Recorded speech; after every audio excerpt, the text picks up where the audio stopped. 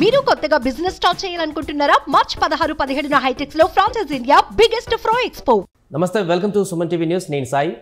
So ప్రస్తుతం ఎన్నికల commission schedule విడుదల చేసినటువంటి తర్వాత దేశవ్యాప్తంగా కూడా కోడ్ అమల్లోకి వచ్చింది. దీంతో మోడల్ ఆఫ్ కండక్ట్ కోడ్ అంటే ఏంటనేటువంటి చర్చ కూడా కొనసాగుతున్న సందర్భంలో ఇది ఎలా అమలవుతుంది, దీనికి ఎలాంటి నిబంధనలు ఉంటాయనేటువంటి విషయాన్ని కూడా తెలుసుకునేటువంటి ప్రయత్నం చేద్దాం. మనతో పాటు Suman TV news chief editor Keshav గారు ఉన్నారు. సార్ నమస్తే. సో ఇప్పుడు కోడ్ మొత్తం అమలైపోయింది దేశవ్యాప్తంగా. ఈ యొక్క ఎన్నికల కోడ్ అనేది ఎవరెవరికి ఏ రకమైనటువంటి నిబంధనలని అమలుపరుస్తుంది, ఈ యొక్క కోడ్లో ఏమేమి మినహాయింపులు ఉంటాయి? So model code of conduct అంటే ఏంటంటే దేశవ్యాప్తంగా ఎక్కడైనా కానీ, దేశవ్యాప్తంగానే కదా, ఒక అసెంబ్లీ నియోజకవర్గానికైనా ఒక రాష్ట్రానికైనా అలానే దేశవ్యాప్తంగా సార్వత్రిక ఎన్నికల సమయంలో అయినా కానీ ఎన్నికలు సజావుగా జరగడం కోసం మొత్తం ప్రభుత్వ యంత్రాంగం మొత్తాన్ని కూడా ఎన్నికల కమిషన్ తన పరిధిలోకి తీసుకుంటుంది. అంటే ఏ నిర్ణయం అయినా కానీ ఎన్నికల కమిషన్ పరిధిలో మాత్రమే జరగాల్సినటువంటి అవసరం ఉంటుంది. అత్యవసరమైనటువంటి నిర్ణయాలు తీసుకునేటువంటి సమయంలో అప్పుడు మాత్రమే ఒక వెసులుబాటు ఉంటుంది ఆర్థిక పరమైనటువంటి అంశాలపైన నిర్ణయం తీసుకోవడం. మిగతా అన్నిటికీ కూడా కంప్లీట్గా మానిటరింగ్ చేసేది ఎలక్షన్ కమిషన్ ఆఫ్ ఇండియా. అంటే ఇప్పుడు ఈరోజు దేశానికి ప్రధానమంత్రి లేరు, ఆంధ్రప్రదేశ్కి ముఖ్యమంత్రి లేరు, ఆపద్ధర్మ ప్రభుత్వాలుగా చెబుతారు. ప్రభుత్వం కూడా ఉండదు, ఆపద్ధర్మ ముఖ్యమంత్రిగా మాత్రమే చెబుతారు. ఎందుకంటే మినిస్టర్స్ అందరూ కూడా కంప్లీట్గా ఇప్పుడు న్యూట్రలైజ్ అయిపోతారు. అలానే ఎక్కడికక్కడ ఏ అసెంబ్లీ ఎమ్మెల్యే అయినా కానీ ఇప్పుడు అధికారం ఉన్నటువంటి ఎమ్మెల్యే కాదు. ఇప్పుడు మామూలు ఒక అభ్యర్థిగా బరిలో దిగబోయేటువంటి వ్యక్తి కావచ్చు, లేదా అతను దిగపోతే మరొకరు. కాబట్టి మొత్తంగా దేశవ్యాప్తంగా ఈ మోడల్ కోడ్ ఆఫ్ కాండక్ట్ అమలు చేసేటువంటి క్రమంలో రెండు రకాల నిర్ణయాలు ఎలక్షన్ కమిషన్ రెండు రకాల మార్గదర్శకాలు ఇచ్చింది. ఆ మార్గదర్శకాలు ఏంటంటే రాజకీయ పార్టీలు అలానే ఎన్నికల్లో పోటీ చేస్తున్నటువంటి నాయకులు వాళ్ళు అనుసరించాల్సినటువంటి విధి విధానాలు ఒకటి, రెండవది సామాన్య ప్రజానీకం అనుసరించాల్సినటువంటి విధి విధానం. సో మొదటి దానిలో చూస్తే కనుక ఆర్టికల్ 324 ఇచ్చినటువంటి వెసులుబాటు ప్రకారం ఓవరాల్గా దేశంలో ఎక్కడ ఎన్నికలు జరిగినా కానీ ఆ ఎన్నికలకు సంబంధించినటువంటి వ్యవస్థలను ప్రభావితం చేసే విధంగా ఎలాంటి నిర్ణయాలు అప్పుడు అక్కడ ఉన్నటువంటి ఆపద్ధర్మ ప్రభుత్వాలు ఆపద్ధర్మ పాలకులు తీసుకోవడానికి వీల్లేదు. అందుకే వాళ్ళని ఆపద్ధర్మ ముఖ్యమంత్రి, తాత్కాలిక ముఖ్యమంత్రి అనడానికి కూడా అవకాశం లేనటువంటి పరిస్థితి అనమాట. అంటే అతనికి అసలు అధికారమే ఉండదు అనేటువంటి విషయంలో చాలా క్లియర్గా, ఎందుకంటే కాన్స్టిట్యూషన్ ప్రకారం హెడ్ ఆఫ్ ద ఇన్స్టిట్యూషన్ కంపల్సరీగా ఉండాల్సినటువంటి అవసరం ఉంది ఆ పరిస్థితులు. అందుకనే ఒకవేళ అకస్మాత్తుగా ముఖ్యమంత్రి స్థాయి వ్యక్తి మరణం జరిగితే ఇమీడియట్గా గవర్నర్ యాక్టివేట్ అయ్యి తర్వాత ఎవరున్నారో వాళ్ళ చేత తాత్కాలిక ప్రమాణ స్వీకారమైనా చేయించేటువంటి అవకాశం ఉంటుంది. మనం గతంలో చూసాం. అంటే గుల్జారీలాల్ నందా గారు అని చెప్పని దేశానికి ఆపద్ధర్మ ప్రధానిగా చెప్తారు. జవహర్లాల్ నెహ్రూ గారు చనిపోగానే వెంటనే ఆయన చేత ప్రమాణ స్వీకారం చేయించి ఆపద్ధర్మ ప్రధానిగా ఆయన్ని పెట్టి ఆ తర్వాత ఫుల్ టర్మ్ ప్రైమ్ మినిస్టర్ వచ్చే వరకు వెయిట్ చేశారు. తర్వాత లాల్ బహదూర్ శాస్త్రి గారు చనిపోయినప్పుడు కూడా 2 సార్లు ఆయన ఆపద్ధర్మ ప్రధానిగా ప్రమాణ స్వీకారం చేశారు. అంటే ఆయన ఒక ఎమర్జెన్సీ ప్రైమ్ మినిస్టర్ అనేటువంటి నానుడి చెప్పేవాళ్ళు.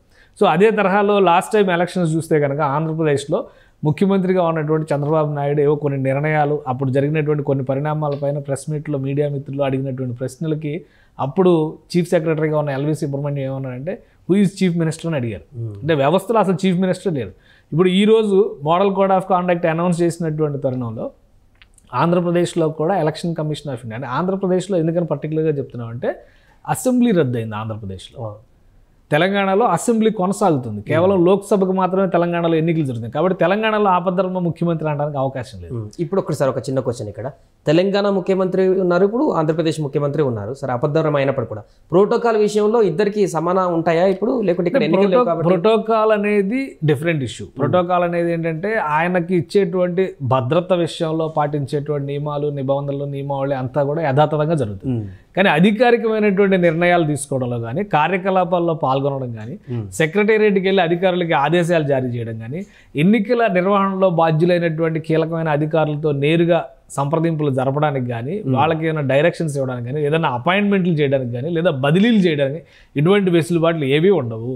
అలానే మంత్రివర్గంలో ఇప్పుడు మంత్రివర్గం కూడా బర్తరఫ్ అయిపోయినట్టే లెక్క. మంత్రివర్గంలో ఉన్న వాళ్ళు కూడా తాత్కాలిక సచివులుగా చెప్తా, అంటే తాజా మాజీల కింద మనం చెప్పాల్సి వస్తుంది. కానీ వీళ్ళు ఎవరు కూడా ఆర్థికపరమైన నిర్ణయాలు తీసుకోవడానికి అవకాశం ఉంది. ఎలాంటి గ్రాంట్లు కేటాయించడానికి కానీ ఏదైనా నిధులు కేటాయించడానికి కానీ కొత్తగా సంతకాలు చేసి మళ్ళీ నిధులు రిలీజ్ చేయడానికి కానీ అటువంటి ఏవి చేయడానికి ఉండదు. కొత్త పథకాల ప్రకటన కొత్త అంశాల ప్రకటన కూడా చేయడానికి అవకాశం ఉంది. ఒకే ఒకటి దేశవ్యాప్తంగా అమలు చేసేది అంటే గ్రామీణ రోజ్గార్ యోజన లాంటి పథకాలు ఏవైతే ఉంటాయో వాటిని మాత్రం కొనసాగించడానికి వెసులుబాటు ఉంటుంది.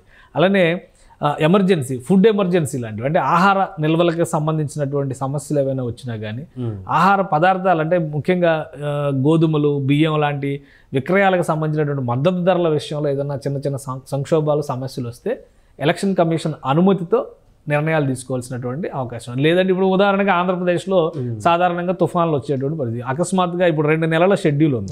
సో 2 నెలల కాలంలో ఎప్పుడు ఏం జరుగుతుంది ఎవరో చెప్పలేరు. అకస్మాత్తుగా ఏదైనా తుఫాన్ లాంటి పరిస్థితులు వచ్చినాయి అనుకోండి, అప్పుడు ముఖ్యమంత్రి స్థానంలో ఉన్నటువంటి వ్యక్తి ఒక నిర్ణయం తీసుకునేటువంటి అవకాశం ఉంటుంది.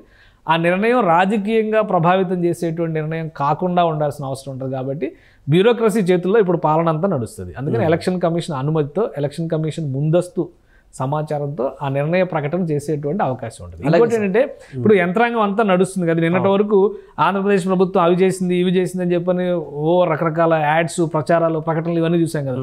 అవన్నీ కూడా ఈరోజు మోడల్ కోడ్ ఆఫ్ కాండక్ట్ వచ్చినప్పుడు ఆగిపోవాలి. ఆంధ్రప్రదేశ్ ప్రభుత్వం ఒక్క పైసా కూడా ఖర్చు పెట్టడానికి అవకాశం లేదు. ఇప్పుడు చేసుకునే ప్రచారం అంతా కూడా రాజకీయ పార్టీలు, రాజకీయ నాయకులు వాళ్ళు చేసుకోవాలి. వాళ్ళు చేసేటువంటి ఖర్చు కూడా ఎన్నికల కమిషన్ విధించినటువంటి పరిమితికి లోబడి చేయాలి. పెయిడ్ ఆర్టికల్స్ దగ్గర నుంచి అన్నిటిపైన ఒక మానిటరింగ్ వ్యవస్థ ఉందని చెప్పి ఎలక్షన్ కమిషన్ ఆఫ్ ఇండియా ఈరోజు ప్రకటించింది. డిజిటల్ మెకానిజమ్స్ పైన కూడా మేము ప్రత్యేకమైన మానిటరింగ్ పెడుతున్నాం అన్నారు. ఏది పెయిడ్ ఆర్టికల్, ఏది పెయిడ్ కాదు అనేది కూడా డిసైడ్ చేయడానికి ఒక ఎక్స్పర్ట్ కమిటీ పనిచేస్తుందని చెప్పారు. కాబట్టి ఇవన్నీ కూడా మోడల్ కోడ్ ఆఫ్ కాండక్ట్లో భాగంగానే మనం చూడాల్సి ఉంటుంది. ఇంకొకటి, మొన్నటిదాకా సిద్ధం సభలు జరిగాయి, వైఎస్ జగన్ తీసుకొచ్చినటువంటి ప్రభుత్వానికి సంబంధించినటువంటి సభలుగానే చూడవచ్చు.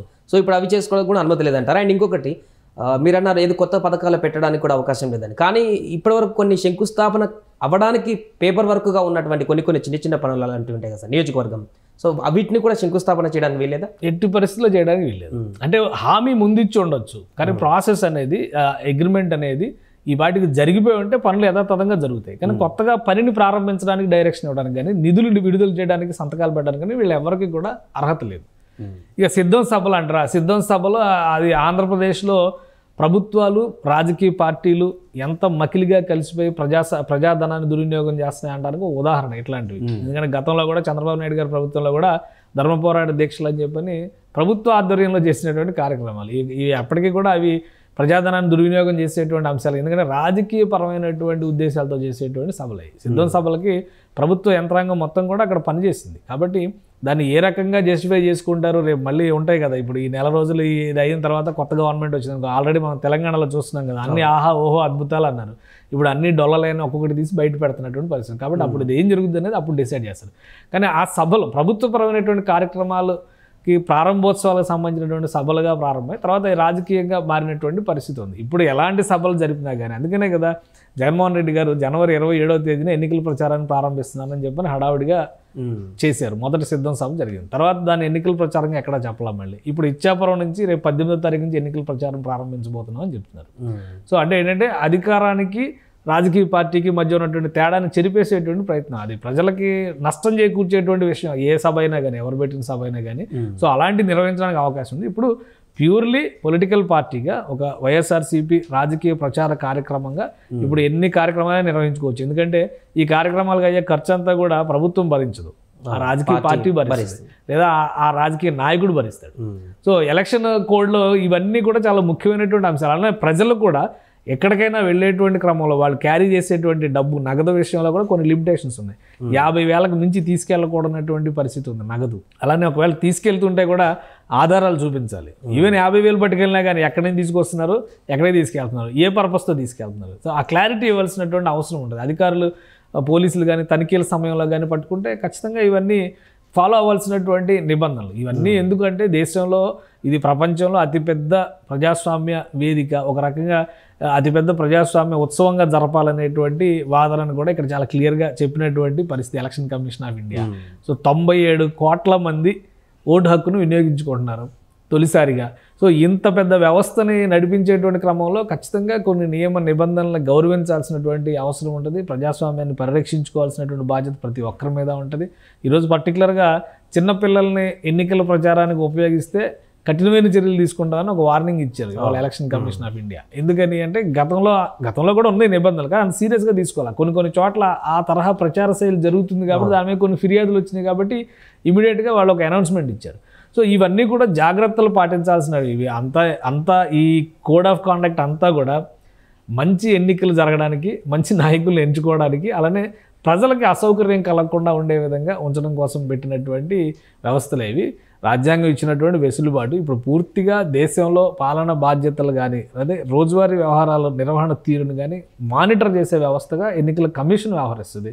రాష్ట్రాల్లో ఎన్నికల కమిషన్కి సంబంధించినటువంటి విభాగాలు ఉన్నాయి. చీఫ్ ఎలక్టరల్ ఆఫీసర్స్ ఉన్నారు, సిఇఓస్ ఆఫ్ స్టేట్స్. సో వాళ్ళు పర్యవేక్షిస్తారు ఈ క్రమంలో జరిగేటువంటి ప్రక్రియ. అలానే కొత్త ఉద్యోగాల నియామకాలు లాంటివి కూడా ఈ సందర్భంలో ఈ సమయంలో చేయడానికి ఎట్టి పరిస్థితుల్లో అవకాశం లేదు. సో వీటన్నిటినీ కూడా ఎన్నికల కమిషన్ దృష్టిలో పెట్టుకుని, అందుకని 7 ఫేజులు ఎలక్షన్ చేయడం వల్ల ఇది ఒక సుదీర్ఘమైనటువంటి ప్రాసెస్ అవుతుంది అనేటువంటి విమర్శ ఉంది. అయితే దేశంలో చాలా ప్రాంతాలు, చాలా రకరకాల భౌగోళిక స్వరూపాలు, రకరకాల పరిస్థితులు, సమస్యాత్మకమైనటువంటి ప్రాంతాలు, సరిహద్దుల్లో ఉండేటువంటి సమస్యలు, అలానే నక్సల్స్ ఎఫెక్ట్ ఉండేటువంటి సమస్యలు, ప్రకృతి పరంగా వచ్చేటువంటి సమస్యలు, ముఖ్యంగా ఫెస్టివల్స్. ఇప్పుడు ఈ 2 నెలల ప్రణాళికలో శ్రీరామనవమి వస్తుంది, రంజాన్ వస్తుంది, హోలీ వస్తుంది. ఇవన్నీ ఈ వ్యవహారాలన్నీ వీటన్నిటిని బ్యాలెన్స్ చేసుకుని ఎన్నికల కమిషన్ నిర్వహించాలి. కాబట్టి కొన్ని పద్ధతులు, కొన్ని పరిమితులు విధిస్తూ ఈ మోడల్ కోడ్ ఆఫ్ కాండక్ట్ని అమల్లోకి తీసుకొస్తుంది. Right sir. సో మొత్తానికి ఇది మోడల్ కండక్ట్ ఆఫ్ కోడ్ అంటే దేశవ్యాప్తంగా ఎన్నికలు జరిగేటువంటి ప్రక్రియ నేపథ్యంలో సజావుగా ఎన్నికలు జరగడానికి ఎన్నికల కమిషన్ తీసుకునేటువంటి నిర్ణయం. సుమన్ టీవీలో మీ పర్సనల్ అండ్ బిజినెస్ ప్రమోషన్స్ కోసం కింది నెంబర్కి కాంటాక్ట్ చేయండి.